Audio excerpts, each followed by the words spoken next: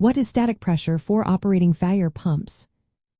Imagine a fire truck pulling up to a blazing building. Before the water even leaves the hose, there's a certain amount of pressure in the system.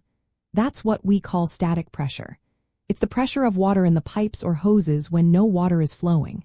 For firefighters, this means the pressure measured at the inlet of the fire pump before any water starts moving. Static pressure is a key number because it tells us how much water is available to fight the fire. It's measured in pounds per square inch or kilopascals. When the fire pump is not running, the static pressure is the first the water source, like a fire hydrant or tank, pushes against the pump. Firefighters check this pressure at the start of an operation to see how much water they can work with and to make sure the equipment can handle it safely. Static pressure sets the baseline for how well the pump will perform. If the static pressure is too high, it can make controlling the water flow tricky and might even damage hoses or fittings. If it's too low, the pump might not push enough water to put out the fire effectively. That's why firefighters constantly monitor static pressure and adjust the pump settings as needed.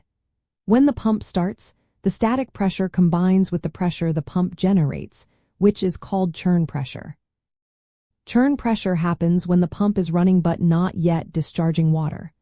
The total pressure at the pump's discharge is the sum of static pressure and churn pressure. All the hoses, valves, and fittings downstream must be rated to handle this combined pressure.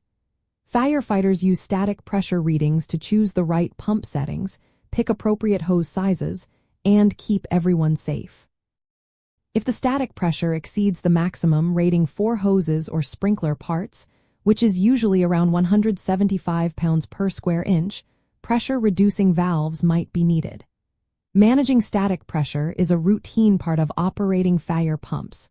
It helps ensure water gets to the fire quickly and safely, and that all equipment performs properly during emergencies.